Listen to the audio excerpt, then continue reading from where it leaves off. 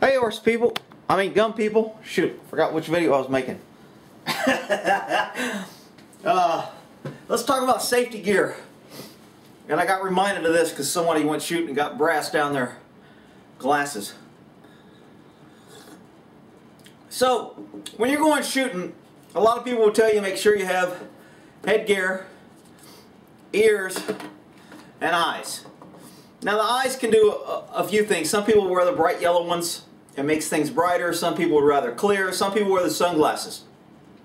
What the glasses do, and even indoors or out, if you're out hunting or something, it's a good idea to have them, but if you don't have them, it's not the end of the world. But on a range or in a shooting environment where you're shooting with a bunch of people, the likelihood of something bouncing back, brass coming over, strips of a cartridge when it's being ejected, flying in the air, you have burnt and unused gunpowder.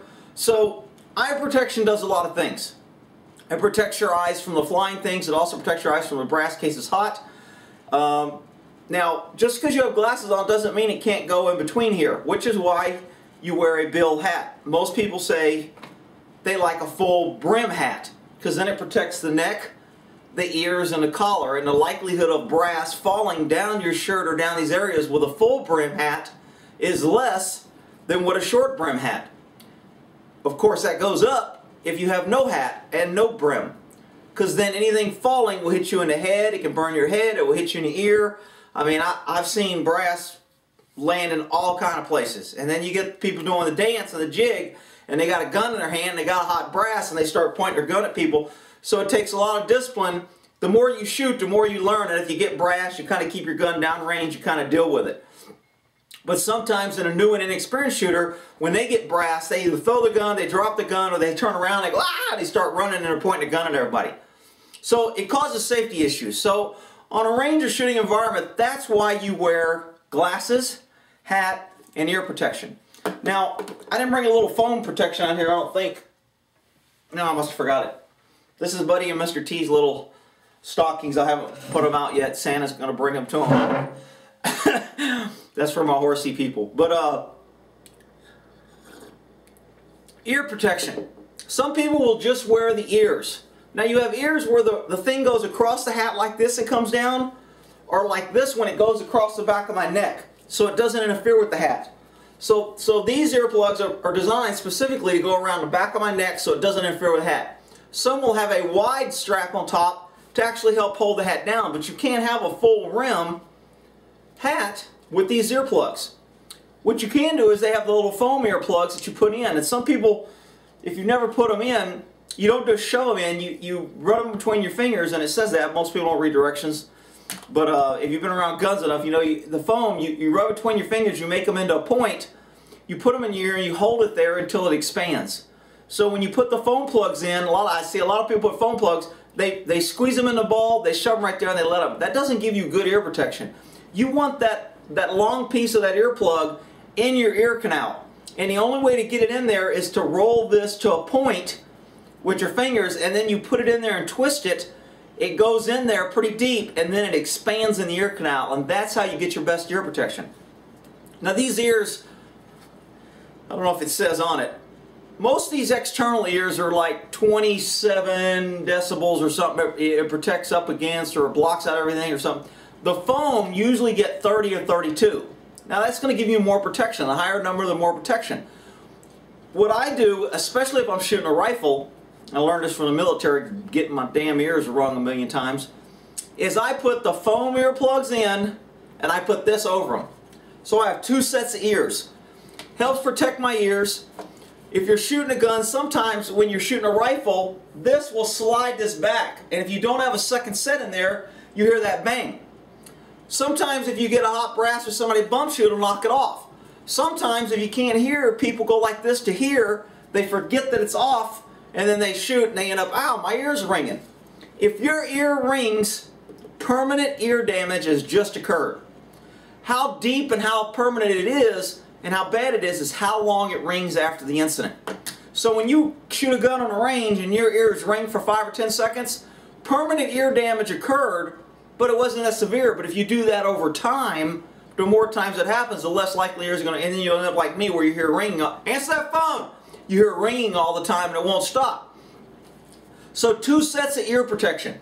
One, the foam you put in and put those in there. That's what I do. You can do what you want. I just think it's a little bit better. And then if I forget to put these on, I put the ears in. Again, a hat with a brim, it stops brass from falling in your glasses. It stops it from coming down your neck. Long sleeve shirt. Why do I want to wear a long sleeve shirt?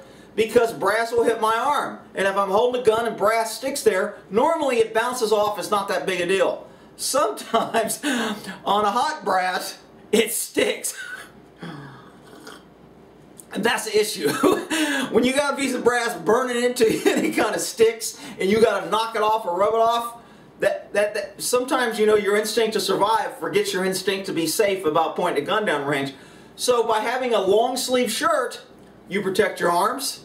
By having a collared shirt that is up tight and you button this, you protect things from falling down your shirt, in your back, etc. Again, brass just has a way of finding down the collar, down the back of your neck, and it rolls in any crease or crevice you got. I get off the range sometime, I got brass in my pocket. Brass is flying, it's went in my pocket. Had a couple shirts on, or I had a vest underneath it, so I didn't feel it. But, you know, brass just has a way of finding its way around. So safety gear, when you're hearing all this about safety gear, wear your ears, eyes. Some people say hats, some people don't. Some ranges require hats, some don't. Figure it's up to you. I don't really care what you wear. I'm just kind of trying to give you the idea on why. Now, gloves. Why would you want to wear gloves? I think you should wear gloves if you ever wear gloves. If you never wear gloves, the odds of you having to shoot with gloves on is probably nil to none. But if you wear gloves and you have a winter, or you work and you do something where you're carrying a gun and you have gloves on, then you need to shoot with those gloves. And again, some gloves like these are kind of bulky. I probably have a hard time getting my finger into the trigger guard, past the trigger guard and the trigger, but I can do it. You know, I mean, if your glove is so fat you can't get a trigger guard, obviously you got an issue. You'll see hunters or snipers or military guys sometimes, they'll always cut the trigger finger to where it's exposed. That way I can kind of cover it with my hand and keep it warm, but if I need to use it, it's there and the glove's not going to interfere. When it got really cold in Korea, sometimes it get 30 below or something, we'd have mittens on, so we'd have no fingers. But on our M16s, when we carried our rifles, it used to, I don't know if the new M16s have it, I haven't checked mine, but it used to have a little pin that you open your trigger guard. So all you have to do is slide your hand in. So your trigger guard, instead of being solid like this part opens, and then I can slide my mitten in there and still shoot my gun with a mitten on. So if you're in really cold weather, there's designs around that. I don't know of any pistols with an open trigger guard because it's too easy to get hung and have an accidental discharge. So, real quick, why eyes and ears and hats and shirts and long sleeve shirts are so important. The last thing I want to tell that I don't think I've covered, and I might have covered some of this, I wasn't sure, but when somebody told me about a brass incident, I went, you know what, I probably should cover that for people that are shooting. Another thing that I don't cover and that's not covered a lot is washing your hands and clothes when you leave a range or after shooting. When you shoot a gun, there's an explosion. It sends out gases. And lead and fragments of all kinds of things are blowing in the air. You got burnt powder, you got chemical reactions, you got all this going in there. You don't want to have that collected on your hands when you go eat, and you don't want to leave it in your clothes. Now, if you're a range master or you're shooting a lot, they recommend that you get a lead test because lead stores in the bone. So if you go to the doctor and ask them to test the lead in you, they will test, and if your lead levels is too high, I think there's ways to work it out, or they can give you something to get rid of it. But it does damage, it's not good. And since your body stores lead, it grabs it to the, you know, the whatever it is, I don't know the technical chemical terms, but I know it's not good for you. It stores in your body, you can get a test for it, and the way you help prevent that, if you're out the range a lot, now if you're shooting once a quarter, 2 or 3 times a year, you don't have to worry about going and getting a lead test. But if you're a range master and you're shooting 5 days a week on a range, you're exposed to a lot more lead. So you definitely want to probably go get that test and see what your lead count is. But by washing your hands, changing your clothes, all that stores in my clothes. So if I bring my clothes in and I throw it on the floor, or I lay my jacket over a table, that jacket is still holding that. It's falling on the chair. If somebody hits it, it'll go into the air, it can get on your food. So you want to wash your clothes. It's not it's not a critical thing to where it's like, oh my God, I got to get rid of this clothes. But it's something to be aware of that you should kind of be thinking and saying, you know what, I just went to the range, I shot 300 rounds, 500 rounds, 1,000 rounds. My clothes is probably pretty lead saturated. I probably ought to go ahead and throw them in a washer and wash them. And I need to make sure and wash my hands. If I want to wash my face, even take a shower. If you, again, a hat, long sleeve shirt helps protect your body from all that also. So there's reasons that you see shooters wearing it. Obviously in the summer, 120 degrees, wearing a long sleeve shirt's not going to be the best idea. But a hat, glasses, 2 sets of ear protection, the foam and these will give you good ear protection, and hopefully that covers